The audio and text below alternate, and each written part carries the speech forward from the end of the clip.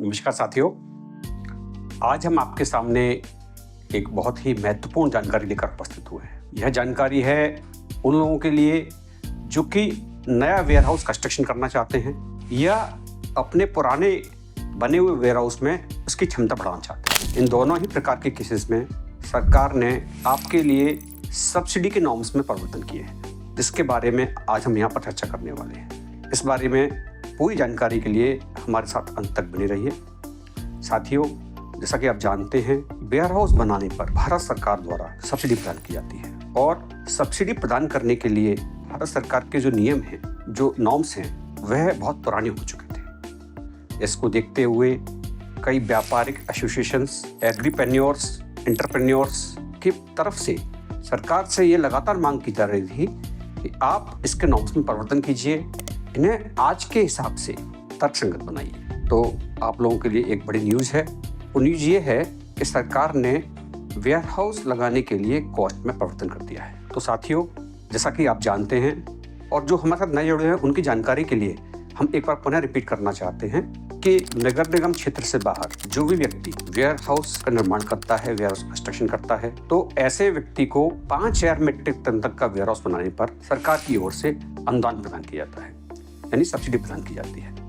यह subsidy 2 part में प्रदान की जाती है। महिलाओं SC/ST के लिए सब्सिडी 33.33% है और अदर कैटेगरीज के लिए सब्सिडी 25% है। महिलाओं के लिए यह सीमा थी पहले अधिकतम 50 लाख रुपए, पुरुष वर्ग में या अन्य वर्ग में यह सीमा थी 37.50 यानी 37.5 लाख रुपए। अब चूंकि यह नियम बहुत पुराने थे, यह नियम लगभग 10 वर्ष पूर्व बनाए गए थे, जिसमें लागत जो थी एक वेयरहाउस को बनाने की वह लिया थी 3,000 रुपये प्रति मीट्रिक टन अधिकतम। यानी कि यदि आपने 5,000 मीट्रिक टन का वेयरहाउस बनाया है तो सरकार की नज़रों में उस वेयरहाउस की निर्माण लागत 1.5 करोड़ रुपए आती थी और जिसपे 33.33% सब्सिडी अगर हम काउंट करें तो वह अधिकतम 50 लाख रुपए होती थी। किंतु 10 वर्षों में कॉस्ट में बहुत परिवर्तन आ चुका है। पहले जो आयरन था, जो सीमेंट थी, जिस रेट पे ये मिलता था उससे काफ़ी अधिक इसकी रेट बढ़ चुकी थी। इसी बात को दृष्टिगत रखते हुए सरकार ने जन समुदाय की मांग को मानते हुए एक सर्कुलर जारी किया। 4 नवंबर को यह सर्कुलर जारी हुआ है। इस सर्कुलर में यह जानकारी दी गई है कि यदि वेयरहाउस निर्माण के लिए आपने बैंक से लोन लिया है जो कि 10 नवंबर 2024 या उसके बाद आपका लोन सैंक्शन हुआ है, तो आपके लिए निर्माण की लागत अब 3,000 रुपये प्रति मीट्रिक टन से बढ़ाकर 6,000 रुपये प्रति मीट्रिक टन कर दी गई है। यानी कि लागत में सीधा दुगना इसको बढ़ा दिया गया है।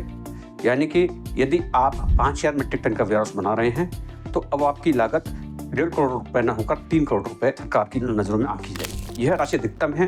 यदि आपकी लागत कम आती है तो कम पर सब्सिडी मिलेगी, यदि अधिक आती है तो आपको 3 करोड़ रुपए तक यह लागत मानी जाएगी, जिस पर सब्सिडी की दर वही है।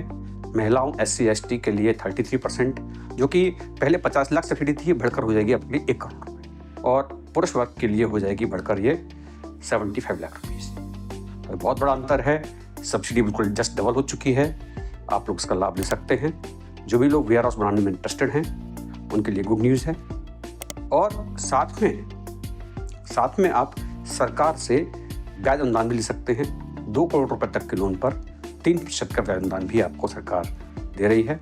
यानी कि डबल आप ये लाभ लेकर अपना वेयरहाउस का निर्माण कर सकते हैं।